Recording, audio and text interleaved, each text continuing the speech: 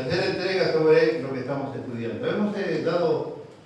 ¿Qué nos vino el jueves recientemente pasado? ¿Qué no nos pudieron venir? Mis hermanos, usted,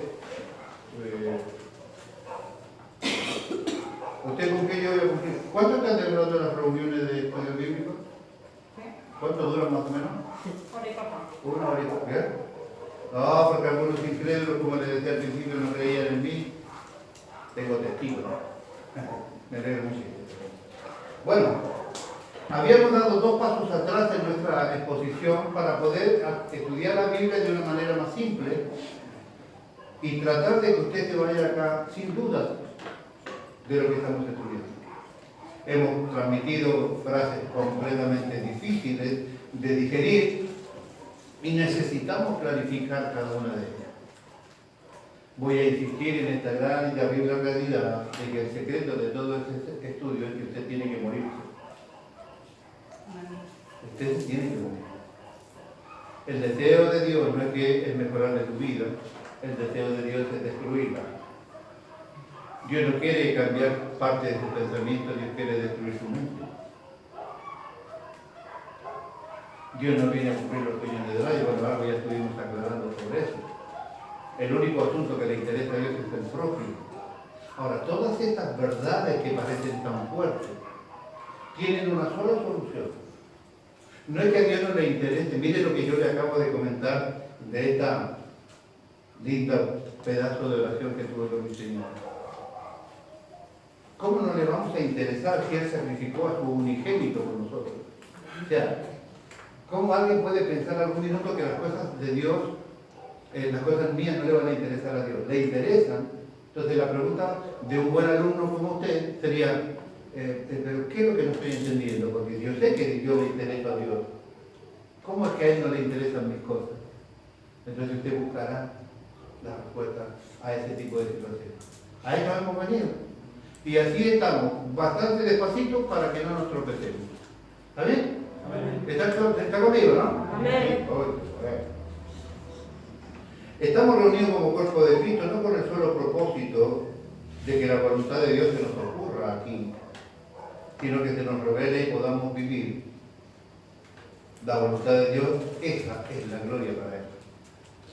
Si usted hace lo que Dios planificó, Él está dichosamente glorioso. Él está chocho si usted hace lo que Él tiene preparado. Es también la razón por la cual nosotros hemos sido creados. Le acabo de recordar que usted ha sido creado para disfrutar de la gloria de Dios. Comentábamos en 2 clases atrás cuál era la manera que tenía de adorar a Adán antes de la caída, o cómo oraba Adán antes de la caída, cómo se relacionaba con Dios antes de la caída. Lo único que tenía que hacer era disfrutar. El trabajo nace después de la caída o antes. ¿Es parte de la maldición el trabajar? No, el trabajo es bendición y está dado antes de la caída. Antes de la caída. Yo sé que algunos de nosotros andamos buscando quién inventó el trabajo y le acabo de dar el dato. Lo inventó el Señor. Lo inventó el Señor. Y fue dado antes de la caída. Nada más que después se complicó porque ya habían espinas, había cardos y había sequía y la cosa no venía tan bien, pero eso es parte. Eso no implica que Adán no se gozara en Dios, disfrutaba de todos sus atributos. Hoy vamos a ver algunos de ellos. Uno de los temas que tocaremos en esto será este, para que no se le olvide. ¿Por qué la piedra escogida y preciosa de Dios se convirtió en una piedra de tropiezo para los hombres? O sea, Dios da su más grande regalo, el más grande avivamiento que ha tenido la humanidad, es el nacimiento de Cristo. Si usted está esperando nuevos avivamientos, y si usted escucha por allí, sí, que estamos de avivamiento y que el Espíritu Santo nos revuelca de bendiciones, mire, el gran avivamiento de Dios ya sucedió y este fue Jesús viniendo a morir por nosotros. Ese es el gran avivamiento, esa es la gran posibilidad de ver la gloria de Dios activa en nosotros. Ahora, ¿por qué esta tremenda bendición se convierte en un problema? Para que los hombres tropiecen, ya lo vamos a tratar de entender. ¿Cómo ocurrió esto? De verdad que es difícil de entender. Que Dios nos bendiga de tal manera y este pecado termina siendo un tropezadero para nosotros. Veremos qué pasa. Pregunta, ¿puede sucedernos esto a nosotros? 1 Corintios 1:23 dice, pero nosotros predicamos a Cristo crucificado. Para los judíos ciertamente es tropezadero y para los gentiles locura. Cuando nosotros pensamos en la cruz, debemos pensar en esa, es la única manera que tenemos de cruzar a Dios. A través de la cruz no existe otra manera de volver a nuestro lugar de donde nunca debió salir, que fue de la presencia de nuestro Dios. El secreto de esto no es que nosotros vivamos un poco mejor. Cuando el hombre estaba en Dios está todo, el hombre lo tenía todo. Fuera de Dios, el hombre no tiene nada. Dios es vida, fuera de Dios lo único que tenemos es muerte. En Dios estábamos acompañados y viviendo con Él, fuera de Él estamos solos. Esta es la realidad. Todo esto es resuelto por nuestro Padre Celestial. Toma a su Hijo, lo manda en un sacrificio donde Él viene voluntariamente, muere por nosotros con el fin de ¿qué? De que nosotros podamos insertarnos en Cristo, estar metidos en Él. No para vivir mejor, sino para volver a nuestro lugar original, que es la presencia de Dios, donde nunca debimos haber salido. Este es el secreto, no es mejorar, es volver al génesis, volver al inicio, volver totalmente allá al comienzo de todo, donde nunca debimos haber salido. Esta es la solución que Dios nos proveyó, Cristo Jesús. La cruz se trata de cruzar, no es como se pasa de muerte a vida, es como se pasa de la luz, de las tinieblas a la luz. Si no hemos llegado a tocar la cruz todavía, si no hemos sido puestos aún en ella, nunca hemos cruzado para el lado de Dios, siempre hemos estado separados de Él. Nosotros tenemos que entender el secreto de ser salvos es estar en Cristo. El secreto para poder ser salvos es estar en Cristo. Predicamos a Cristo crucificado, pero esto se convirtió para los judíos en tropezadero y para los gentiles en locura. Pablo procede a ampliar más la información y la diferencia entre los judíos y los griegos incrédulos y los creyentes verdaderos. El versículo 23 confirma que la cruz era tropezadero para los judíos, porque la idea del Redentor muerto no encajaba con su teología y su esperanza. No encajaba con esto. Judas Iscariote termina traicionando a Cristo porque él esperaba que este Cristo, este Mesías prometido, haría tal revolución que libraría al pueblo de Israel de la garra del Imperio Romano, y él, como había sido parte de la revuelta, él sería el ministro de Economía del nuevo reino. Como vio que este Mesías revolucionario, el revolucionario terminó muerto, claramente él no tenía ningún interés en lo que pasaba. Esa es parte de la situación que le tocó vivir a Judas. Es mucho más profundo que eso, pero sí esta es una arista interesante que nosotros en algún momento ya hemos visto. La cruz de Cristo es para ellos un verdadero escándalo, como lo es para nuestros oyentes. ¿Qué pasaría si nosotros le dijéramos elija a la persona que más habrá usted por él?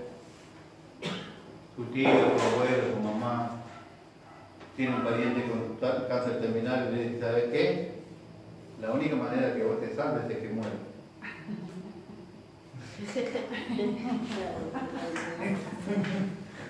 ¿No? Rara la cosa, ¿no? Seguramente el pariente ese por respeto se va a quedar callado, a veces no te va a decir nada, pero... ¿Por qué no te vuelves tu pariente? ¿Es cierto? Es duro entender y escuchar de que tenemos que morir. Pero es que la única manera que podamos nosotros reflejar a Cristo en nosotros es que se muera la carne. No hay otra manera. No hay otra manera. Quiero avanzar hasta aquí, acá. Hoy lo necesito activo con la Biblia. ¿Quién cree en la Biblia? Primero. ¿Quién cree en la Biblia? Porque hay una pastora ahí que no cree en la Biblia. No cree en Dios. No cree en Dios, pero es pastora de una iglesia cristiana de las más grandes de Canadá. Declaró su ateísmo y la gente de la iglesia le dijo, bueno, que nosotros queremos que igual siga siendo la pastora, así que ya no predica de la Biblia, sino que predica de mensajes de autoayuda, cosas parecidas. Cuando ella reconoció su ateísmo, y esto pasó ya hace un montón de años, hace 7 años que ella sigue siendo pastora de esa congregación cristiana, claramente cambió todo el léxico evangélico con palabras propias, pero además de eso, ya automáticamente dejó la Biblia de lado porque ellos no creen en eso. Así que hay pastores que no creen en la Biblia y hay hermanos. Cuando ella reconoció su ateísmo, un montón de hermanos que están allí fueron allí a la bajada del púlpito a abrazarla porque dice que ella interpretó lo que ellos mismos creían. Sigue siendo pastora de la iglesia y es declarada, conocida internacionalmente como atea. Ella dice que Dios no existe. Ella dice que no existe Cristo y que no tiene ningún sentido creer en Dios. Esa es su prédica. Y es pastora de la iglesia cristiana de Canadá. Vamos a revisar algunos artículos. Le voy a dar algunos a ustedes para que ustedes me ayuden y podamos ganar esta cuarto rápidamente. Cuando el apóstol Pablo le habla a los filipenses sobre este tema, veamos, Filipenses capítulo 3, versículo 18, ya te lo voy a leer yo, usted me van a ayudar con la referencia, ¿sí?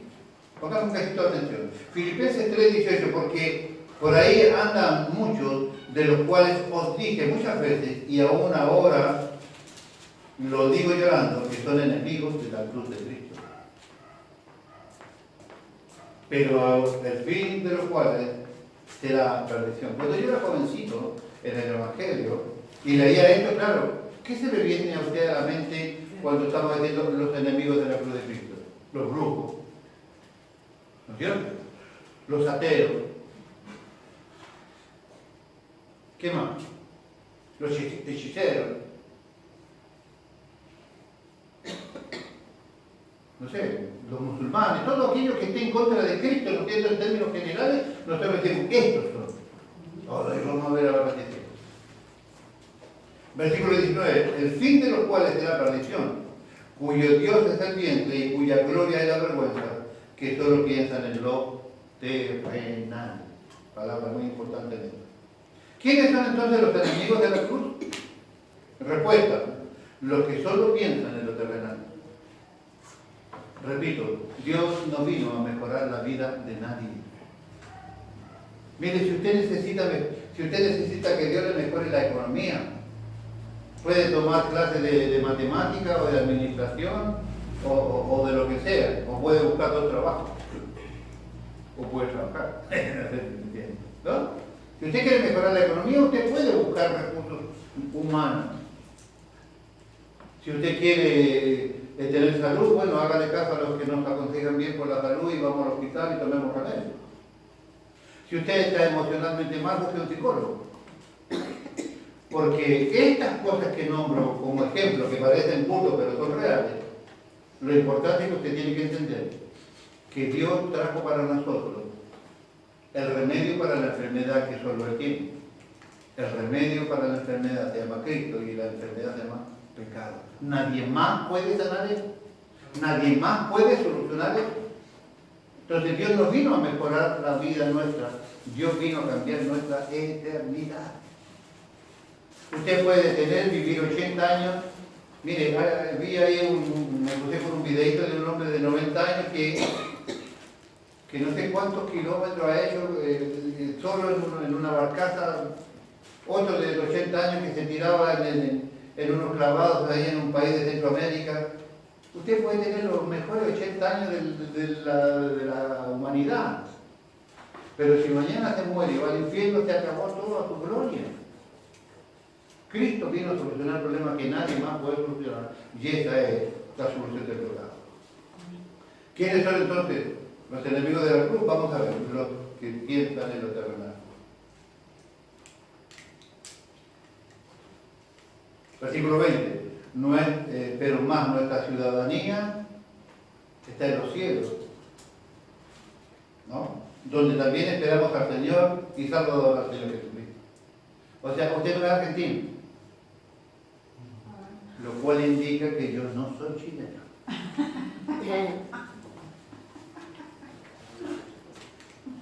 El que me diga Chile y me lo recuerde, ya sabe lo que le voy a responder. Mi ciudadanía está en los cielos.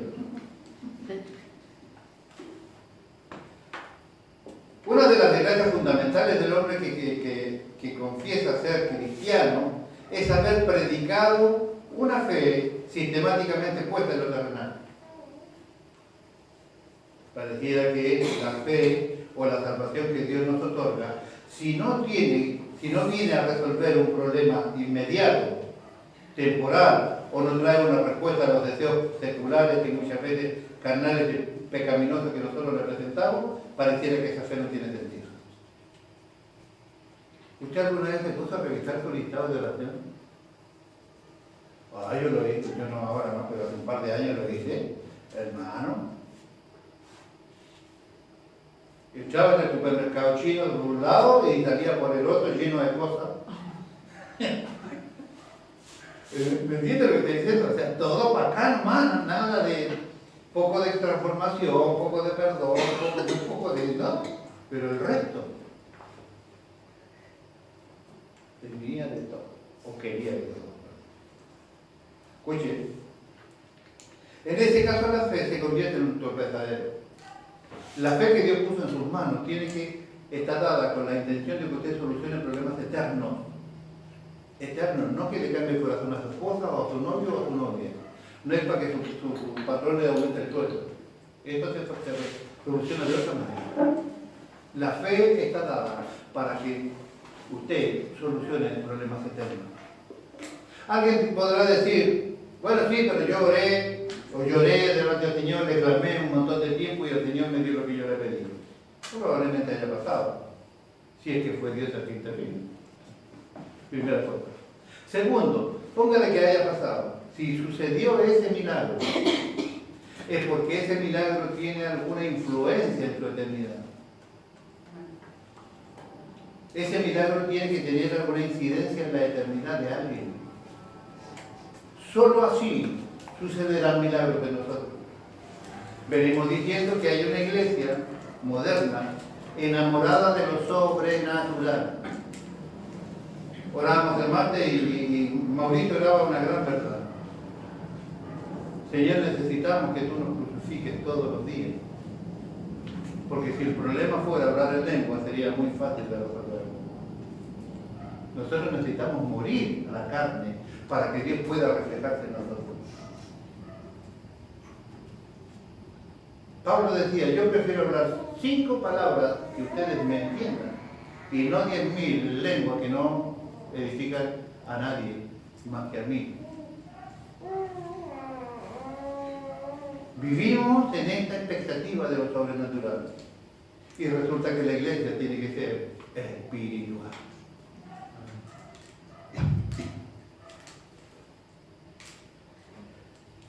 ¿Qué no quisiera sacrificar? ¿Qué no quisiéramos sacrificar?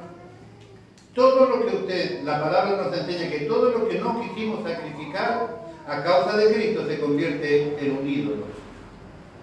Todo lo que usted no quiso dejar, todo lo que usted no quiso renunciar, todo lo que usted no quiso dejar de hacer, todo lo que usted no quiso dejar de anhelar, es un ídolo en su vida. ¿Se acuerdan lo que yo le decía de mi oración de la mañana? Que Dios entre en mi vida y no encuentre ningún ídolo pegado por ahí. Que mi corazón esté libre de idolatría. ¿no? Claro, nosotros pensamos en ídolos solamente no, en el becerro de oro, la Virgen y todo esto, pero hay ídolos que suenan, ¿no? El monederito se puede convertir en un ídolo. Hay ídolos que se pegan, ¿no? Los billetes se les pueden pegar en los dedos. Hay ídolos que están más adentro todavía, porque si usted su egoísmo lo tiene como sagrado, entonces ese es su Dios. Yo antiguamente le hacía una prueba. Ponga su mente en blanco.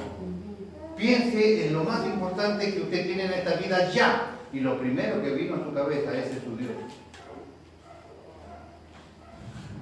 Tu nieta, tu nieto, su abuelo, su suegro, su marido, tu novio, su pretendiente. En aquel tiempo decía su amante, pero ya no lo uso. Ese puede ser su Dios. Ahora, si venía Cristo a su cabeza, pues ese era su Dios. La palabra nos enseña que todo lo que quisiéramos, lo que no quisimos sacrificar a causa de Cristo, se convierte en un ídolo. ¿Qué no quisimos sacrificar? Deberíamos preguntarnos hoy, ¿qué no quisimos sacrificar? Voy a cargar el estudio para venir acá. Filipenses 3:18, porque andan por ahí muchos, de los cuales os dije muchas veces, que aún ahora os digo, llorando, que son enemigos de la cruz de Cristo. 19, al fin de los cuales será perdición, cuyo Dios es el vientre y cuya gloria es su vergüenza, que solo piensan en lo terrenal. El apóstol Pablo, fundamentalmente conmovido, insistía en su urgencia, a su urgente llamamiento diciendo, porque son muchos los que andan por allí, de quienes frecuentemente os dije, y ahora lo digo llorando, que son enemigos de la cruz de Cristo. La impía vida de estas personas que quieren pasar por cristianos, ¿se dan cuenta lo que dice el comentario? La impía vida de las personas que quieren pasar por cristianos son desmentidas por su propia confesión a través de sus hechos. O sea, no son solo brujos, no son solo idólatras, no son solo musulmanes, por decir algo, los enemigos de la cruz de Cristo. No son solo hechiceros, que aparentemente está edificando a pseudo cristianos. Vamos a ver qué entienden. Se engañan a sí mismos. Ejercían una siniestra influencia sobre aquellos que escuchaban. Impedían que los incrédulos llegaran a convertirse y deshonraban a Dios. Eran muchos. No desde la palabra allí, muchos, de los cuales, sin embargo, no debe traducirse como que era un gran número, que toda la iglesia de Filipos está en esa condición, porque en el capítulo 4, versículo 1, el apóstol Pablo enaltece a la iglesia. Eran unos pocos que se habían multiplicado yendo de lugar en lugar, ganando la mente y el corazón de aquellas personas, que no tenían ninguna intención de predicar a Cristo y de la cruz de Cristo. Solo predicaban de su vientre, solo predicaban de lo terrenal. Nunca me voy a olvidar una experiencia que otra vez estábamos en la iglesia de un pastor de allí, de Parque Americano. Habíamos sido invitados, habíamos predicado, habíamos cantado. Algunos de ustedes creo que estaban conmigo. Me parece que Miguel estaba. Sí, estaba, ¿verdad? Hace mucho. ¿Vos crees que también estabas o no? Y había un grupúsculo de 4 hermanos. Uno decía tener la réplica exacta del manto de Moisés. ¿De acuerdo? Sí. Y cada uno de ellos con su elemento propio destacaba su comentario. Había otro que venía con un sofá y decía que era el sofá exacto de la réplica de lo que usaban los judíos. ¿No es cierto? Cada uno de ellos tenía su artefacto. Y ya, yo había predicado y decía, y yo no traje nada. Ni pito, ni nada. Ya. Pero antes de terminar la historia, alguien se para y dice, yo traigo palabra de Dios. Y si usted la obedece, usted va a tener bendición. Elija la casa que quiera de su barrio. Elija la casa que quiera de su barrio. Y usted se va a parar enfrente, le va a poner las manos a la casa esa. Y va a declarar que es suya en el nombre de Jesús, y Jesús se la va a quitar a ese y se la va a dar a usted. ¿Verdad? Pues si nosotros nos miramos unos por otros diciendo, si agarramos viajes, ¿no? Sorprendidos de semejantes cosas. Y así una serie interminable de barbaridades que se dijeron en un lapso de 20 minutos, media hora. Predican de lo terrenal. Nunca mencionan a Cristo ni su sacrificio ni la cruz. Llenan sus panzas, andan en búsqueda de trasquilar a la oveja flaca. Necesitamos identificar a los enemigos de la cruz de Cristo. Cuando uno a veces se pone medio serio con las Escrituras y empieza a direccionar la vida de las ovejas se vuelven quisquillosas. Y uno no sabe si es media ovejita o es medio, ¿no? ¿Cómo se llaman los varones? Bueno, eso, ¿no? La oveja es oveja y el otro ya sabe mucho. ¿Me entiende? Ahora, ¿qué quiero decir con esto? ¿Qué pasa si mañana o pasado la palabra de Dios dice, con nadie que llamándose hermano, usted no se siente a comer, dice, usted no puede ni comer con alguien que llamándose hermano es así, así. Nadie que llamándose hermano es adúltero, fornicario, ladrón, nadie. Usted no puede sentarse a comer con ellos. Ni aún te junte con ellos. Ah, pero pastor, usted nunca predica de la unidad, siempre anda correteando las ovejas. No, pero es que la palabra dice así. Que con nadie que llamándose hermano. Acá empezamos diciendo, aquellos que creen o hacen parecer que son cristianos, hacen esto. La palabra de Dios dice eso. ¿Usted tiene miedo, no? Bueno, búsqueme. Más bien os escribí que no os juntéis con ninguno que llamándose hermano. A ver, de vuelta. Más bien os escribí que no os juntéis con ninguno que llamándose hermano, por el fornicario, avaro, idólatra, maldiciente, borracho, ladrón, con el tal y aun comáis. ¿Quién le dijo eso? Pablo. ¿A quién se lo dijo? ¿A la iglesia? De Corinto. Claro, usted lo aconseja a los hermanos así. Hermano, voy a ir a visitar a... Hermano, vos no podés ir a vivir allí. No podés ir a dormir allí. Había gente que se congregaba con nosotros, no importa cuál sea el apellido de la familia. Iban a visitar a un tío, a Monte Grande. Y el tío lo hacía dormir, ponía una serie de colchones en el piso. Acá cuenta usted que el teclado ese era una especie de aparador que tenía ahí. Y allí tenía todo ese coso lleno de un santuario del Gauchito Gil. Y todos esos hermanos que se congregaban aquí, dormían aquí, delante de ese altar, todas las tantas noches, en colchones en el piso. Pregúntenme ustedes dónde están mis hermanos. Todos ellos estaban en el cristianismo, nunca regresaron al cristianismo. Pero si la Biblia dice claramente,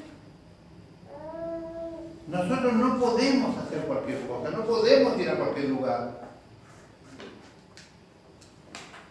Regocijaos en el Señor siempre. Filipenses 4:1 dice así que, hermanos míos, amados y deseados, gozo y corona mía, estad así siempre firme en el Señor, nuestro amado.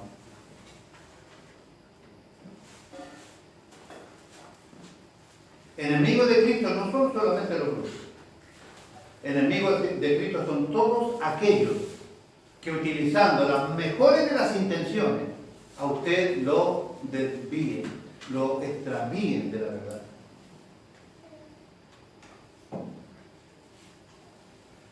Lo extravíen de la verdad. No lo digo yo, lo digo. Esa referencia que leía la hermana no recién, hay una serie interminable de versículos que tienen que ver con este tema. En ese tema que uno tiene del Likud, ahí uno puede ver la cantidad de referencias que yo encontré para eso. Lástima no tenemos tiempo para eso. Pero, ¿va entendiendo lo que digo? Nosotros tenemos que entender que el secreto para que Dios atienda todas nuestras situaciones, el secreto es que usted tiene que conseguir estar en Cristo. Y el estar en Cristo no es que a usted lo crucificaron una vez y quedó allí.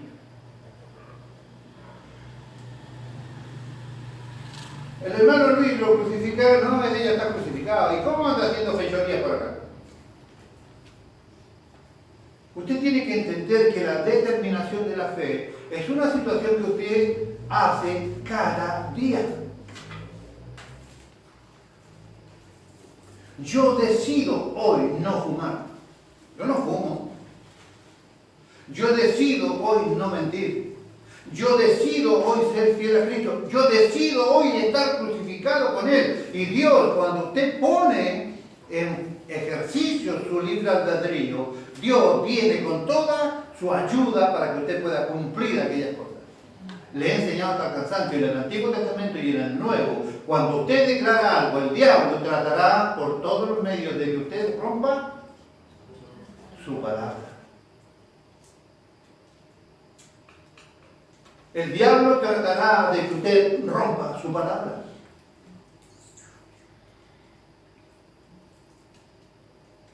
Cuando usted lee el libro de Job, ¿qué es lo que hacía Job todos los días por los 12 hijos que tenía? Todos los días, porque acaso hacía holocausto por los hijos. No vaya a hacer cosas que alguno de estos desfachatados haya maldecido o insultado el nombre de Jehová. Y él ofrecía holocausto todos los días. La preocupación, no vaya a hacer cosas de que alguno haya maldecido el nombre de Dios. Pasa todo el tiempo y él en el cielo, ¿no es cierto? Ya sabemos que Dios permitió que tocara ciertas partes de su vida. Y encontramos en el capítulo 2 o 3, en la historia creo que es el 3, 27 maldiciones tiene Job en el capítulo 3.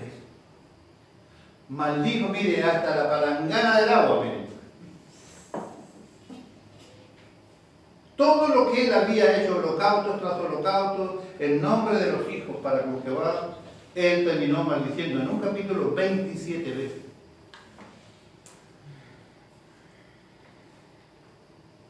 Ah, así que vos le cubrís con la sangre del cordero a todos tus hijos.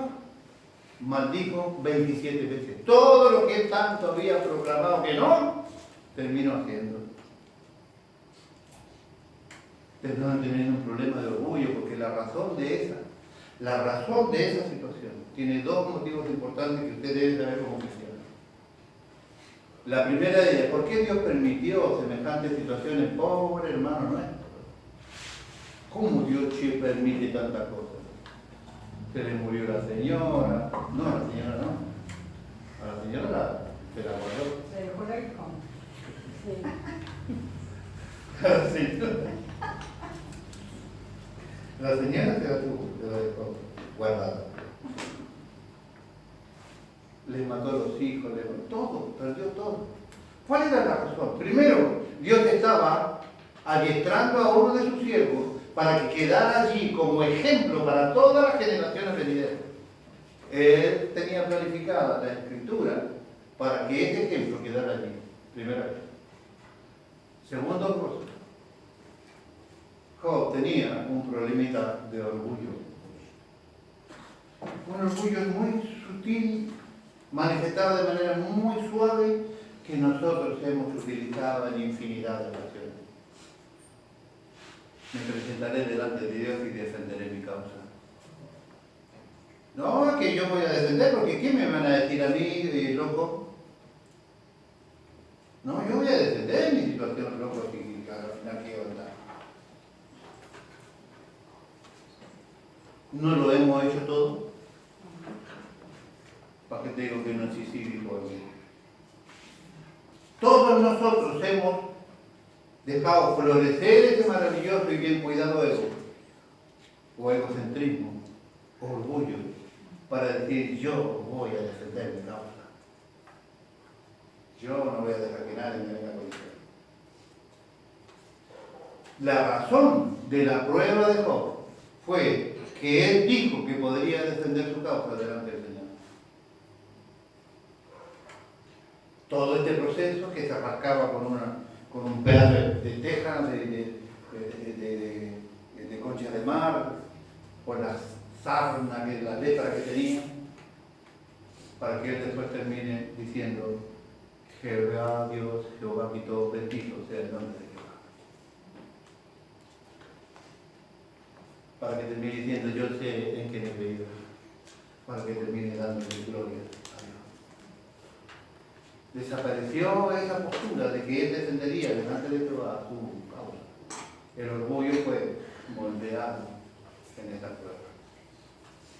Ahora, el diablo hizo un trabajo interesantísimo de romper la palabra de Dios. Eso se ve también en el Nuevo Testamento. También.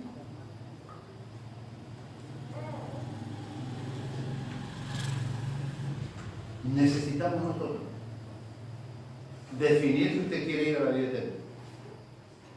Necesitamos saber si usted quiere ir a la vida eterna. Porque si usted quiere ir a la vida eterna, usted tiene que hacer esfuerzos personales, solamente, su único trabajo, su única prioridad, su única función, su única meta es que cada día usted pueda estar crucificado con el Señor.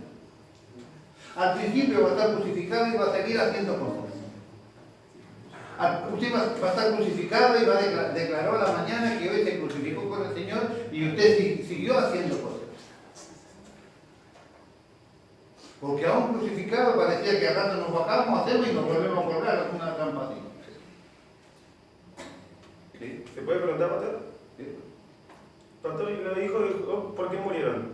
¿Cómo? Usted acaba de decir que el problema, había un problemita que quería que quede en la Biblia, que era que Job reconozca el orgullo, o sacar o arreglar esa situación. ¿Cierto? Pero si el problema era de Job, ¿por qué murieron los hijos? Primero, o sea, es como que los hijos están muriendo por culpa del padre, o por el orgullo de Job. es que yo no lo llamaría por el orgullo, por la culpa del padre. Yo lo llamaría por la voluntad de Dios. Bueno, pero ¿qué le dicen a los hijos? O sea, te maté por tu papá, o sea, para que tu papá no sea Sí. orgulloso. Claramente ellos vivían de fiesta en fiesta, claramente Dios tenía una situación absolutamente personalizada con cada uno de ellos. No eran adolescentes ni niños de pecho, hacían fiesta y vivían de fiesta en fiesta.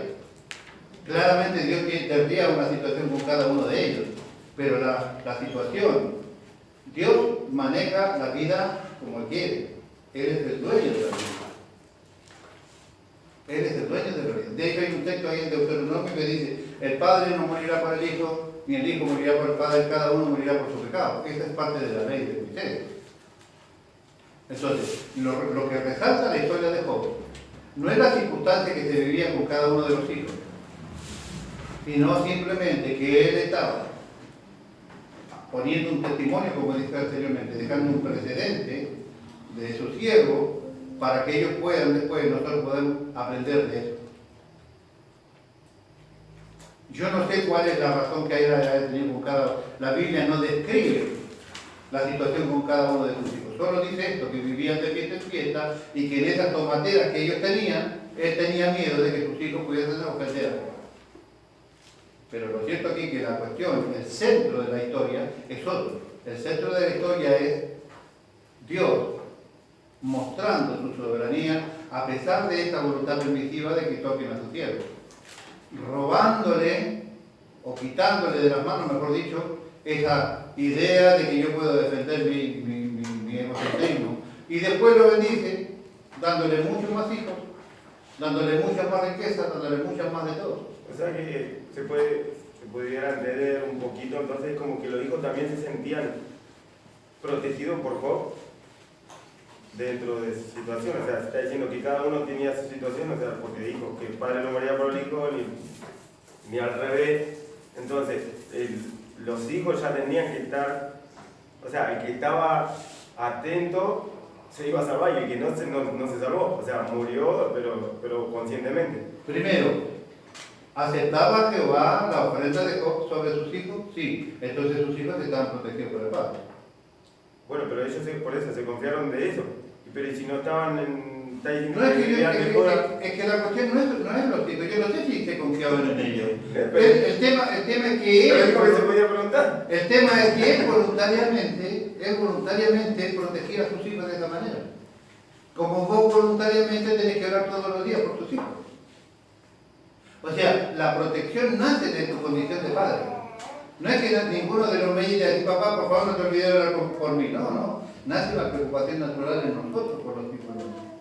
Y que eso es lo que motivaba a Job a ofrecer estos holocaustos. Segundo, muestra el corazón devoto y consagrado de Job. Claramente, de hecho la Biblia dice que si hubiese salvación personal, solo 3 personas se salvarían por su propio mérito y uno de ellos Job. Noé, Job y Daniel, que son los 3 que menciona la Biblia. Entonces, no es el meollo de la cuestión. Ahora, una cosa debes saber, los hijos nuestros no son nuestros. Pero, un pensamiento, sí. Eso se puede pensar como que entonces, si lo trasladamos acá, que si usted tiene una rebeldía o algo, ¿podemos ser afectados nosotros? Claro que sí. Claramente que sí. Hay algo que yo enseñé toda la vida. Dios me dio mi hijo. Voy a poner yo de ejemplo para que nadie malinterprete mis palabras. Yo recibí hijos de parte de Dios. ¿Cuál era la finalidad? ¿Que sean míos? No. De hecho, se los quiero cuando quiero. Ya lo experimenté. ¿No es cierto? Ahora, Dios me ha dado a mí una autoridad de padre que yo tengo que ejercitar. ¿Cómo la ejercitaba? Teniendo esta devoción para con Jehová. Él sabía claramente que ese sacrificio que ofrecía por sus hijos, no solamente bendecía a sus hijos, sino que también Dios se agradaba de él, con lo que él hacía. Un pequeño detalle, ¿qué es lo primero que el diablo hace con Job? Le mata todos los animales que él tenía. ¿Qué le impedía con eso? Su posibilidad de acercamiento a Dios ya no la tenía.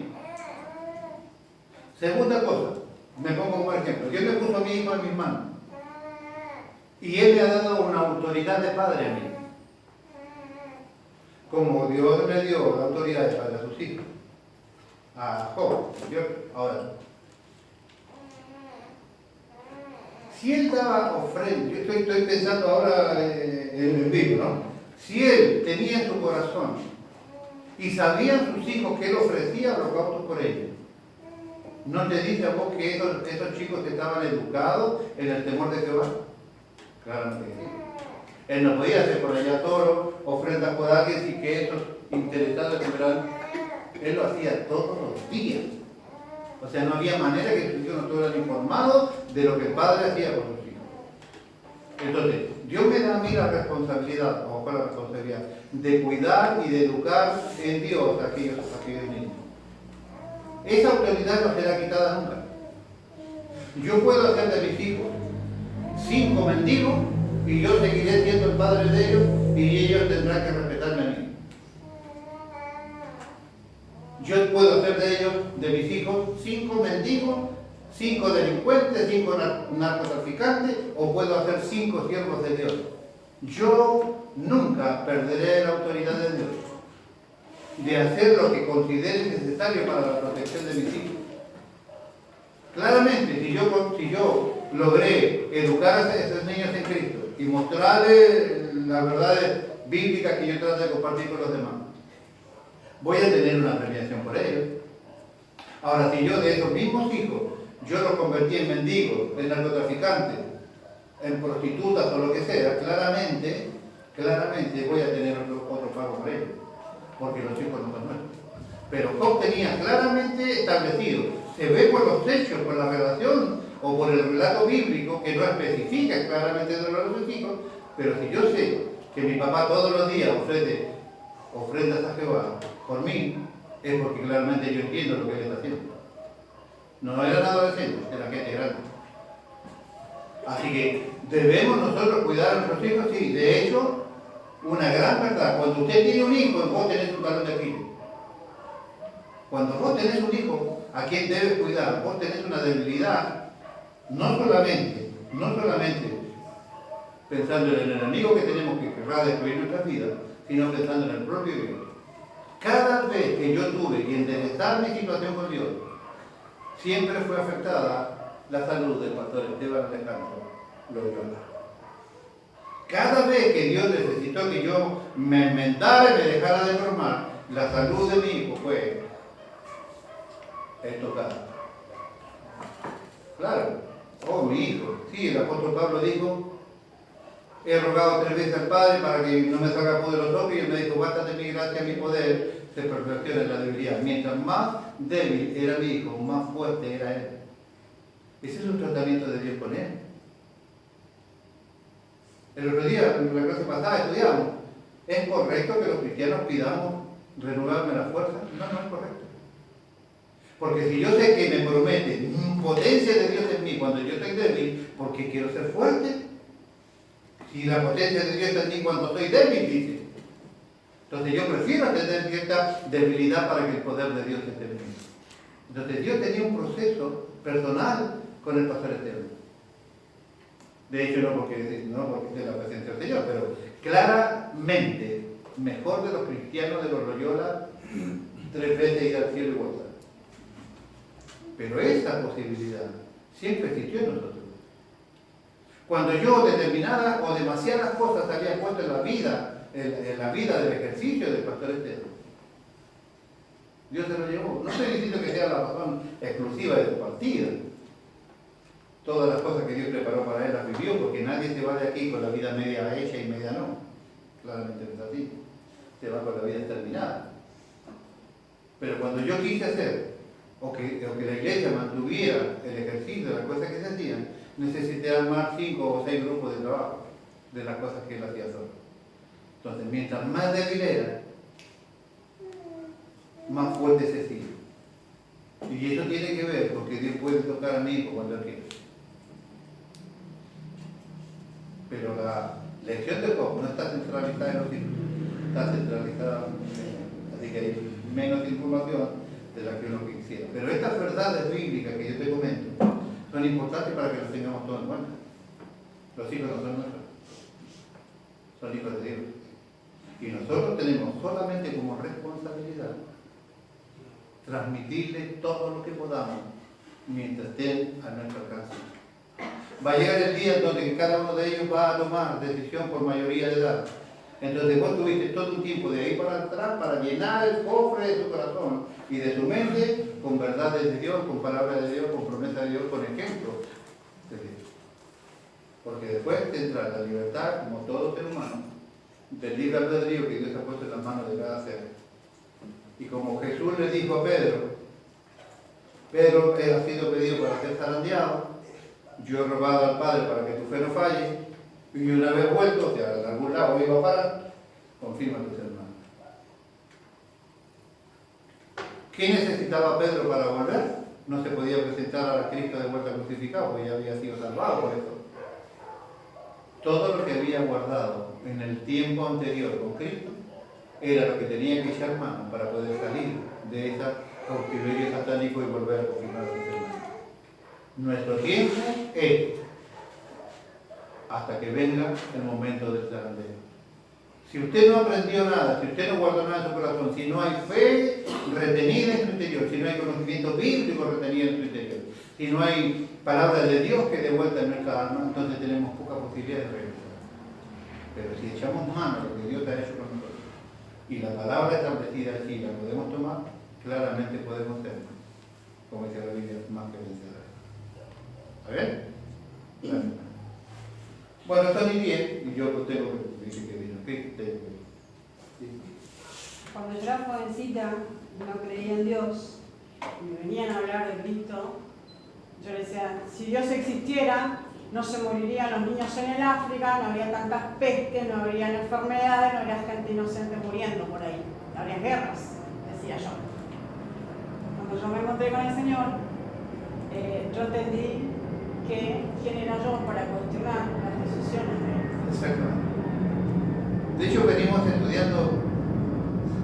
Me tuve que, obviamente, ahí entendí, me respondí mis preguntas, pero digo, ¿quiénes somos nosotros para cuestionarle lo que Él hace? Ayer me contaba Mauricio, y tengo 5 minutos todavía, así que lo vamos a usar,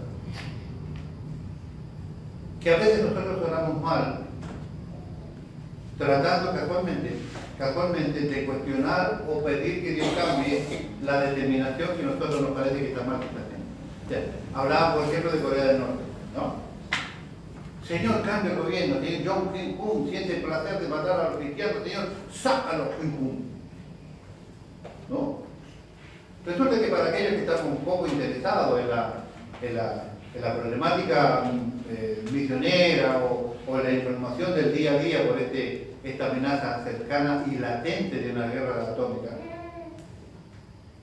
ya sabemos de que Jong Kim-un, heredero del papá que era tan malo como él, o más malo que el padre, ya está determinada que la hermana de Jong Kim-un va a ser la heredera del poder. Y hermanos míos, todo el mundo dice, todos los comentaristas dicen, todos los que la conocen dicen, que ella es 100 veces más perversa, sádica que este propio hermano. O sea, oramos para que salga uno, pero que haya otro peor. Porque nosotros oramos mal. Y por ejemplo, me contaba Mauricio, que yo no lo sabía, de que por ejemplo los norcoreanos venden a las mujeres para prostitución. Las venden, las cazan por allí en la calle y las venden para la prostitución. Entonces, claro, uno dice, pero ¿cómo Dios permite que la vendan por prostitución? ¿No sería mejor que Dios permita que no las tomen prisioneras, que no las secuestren? Resulta que los norcoreanos se las venden a los de Corea del Sur. ¿Puede ser? Sí, a otros países. Bueno, pero básicamente sí, a los vecinos que están ahí al lado de Corea del Sur. Los otros las compran. Las compran. ¿Qué sucede? Que en Corea del Sur o en los otros países limítrofes para Corea del Norte, esas mujeres que son tomadas prisioneras son evangelizadas. Conocen el Evangelio, conocen el cristianismo. Y esas le empiezan a predicar a todo su entorno. Y esos entornos vuelven a los países donde corresponde, y ellos van y aldeas enteras se convierten al cristianismo producto de que esa mujer fue secuestrada, tomada presa, vendida como esclava sexual, comprada como esclava sexual, y Dios termina haciendo con ella una obra que era imposible hacer si esto no pasara. Yo la he visto como 3 veces. Nos damos cuenta de cómo es que Dios permite ciertas cosas para que el final de la cuestión sea una gran bendición.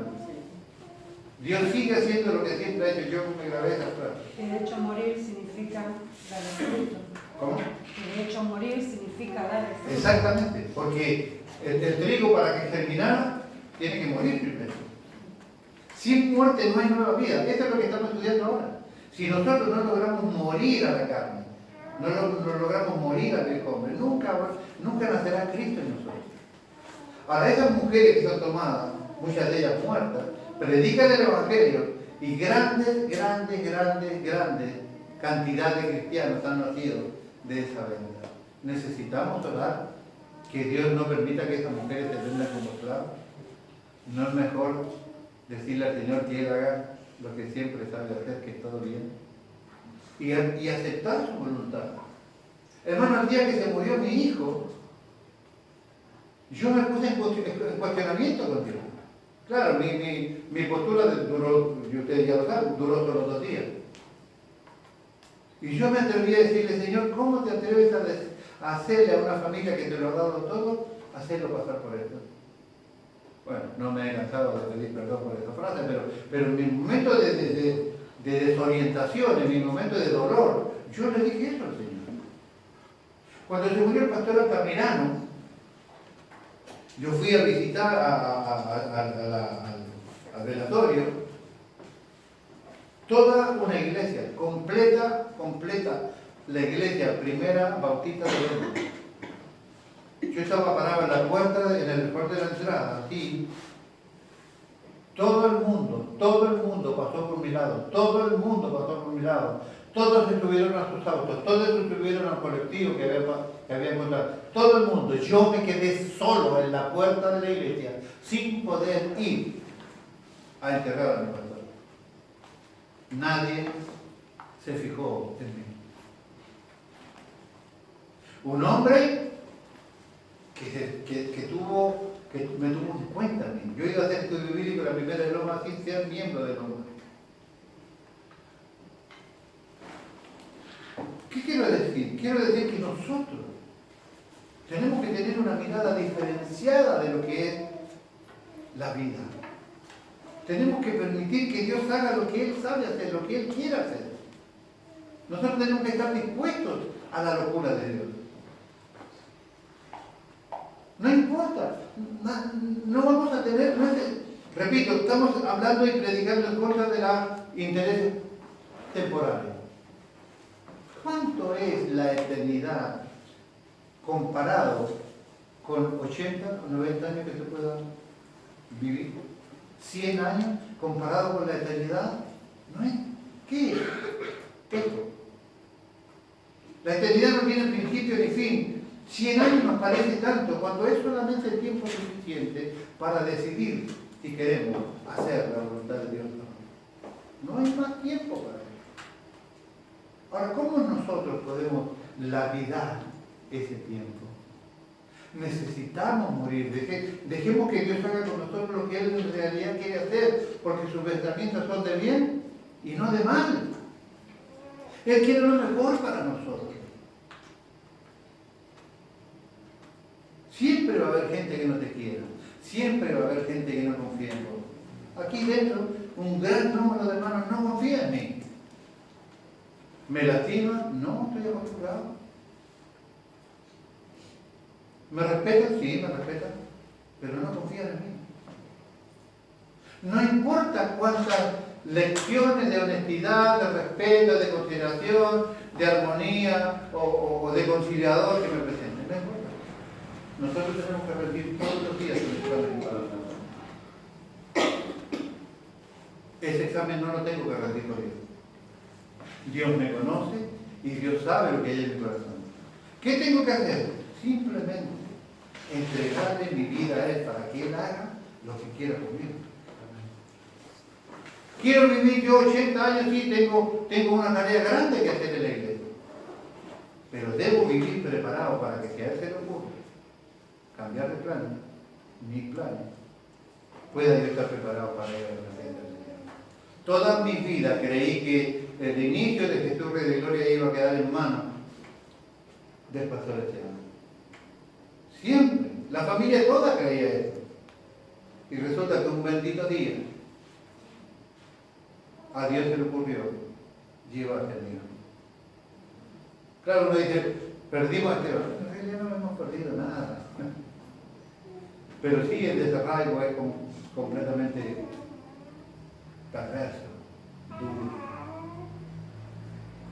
Tuve que seguir. No hubo manera, renegué 2 días. Al segundo día dije, bueno, si no puedo entender, sí tengo que se agachar el puño y continuar. Porque sé que algún día sí entenderé.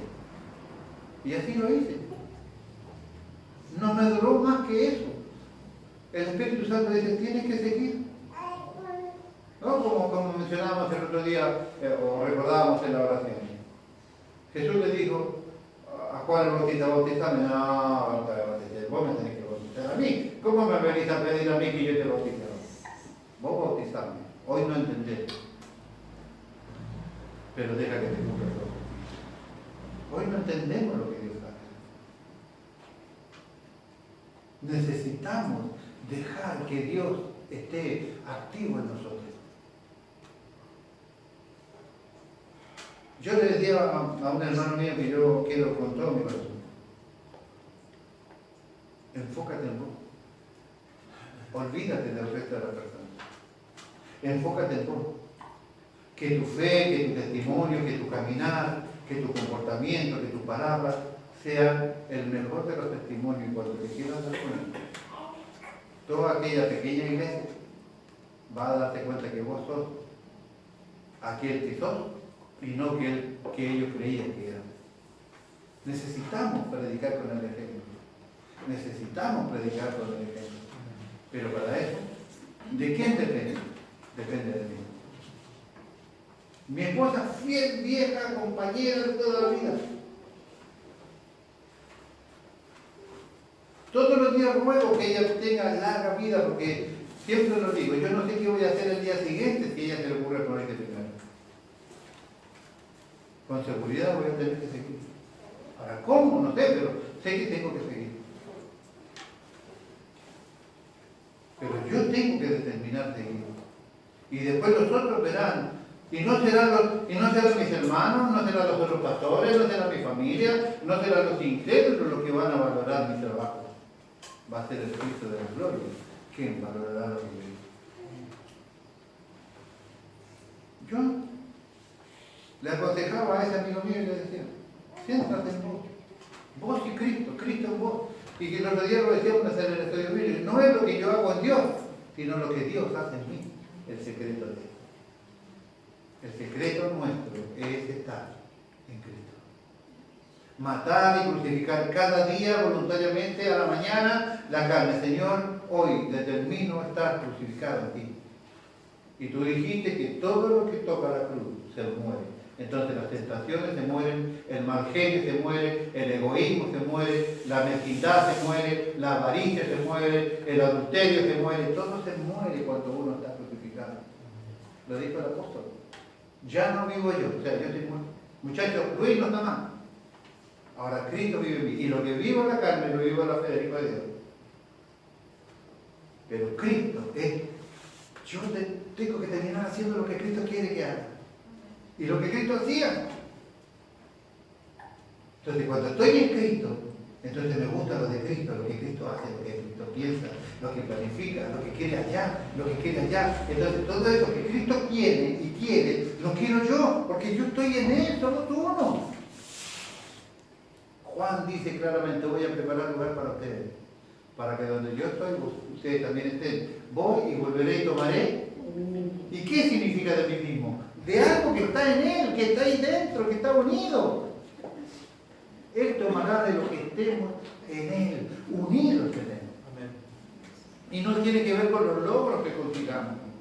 Tiene que ver solamente con la entrega que tengamos, con la humillación que tengamos, con la aceptación de su voluntad que tengamos.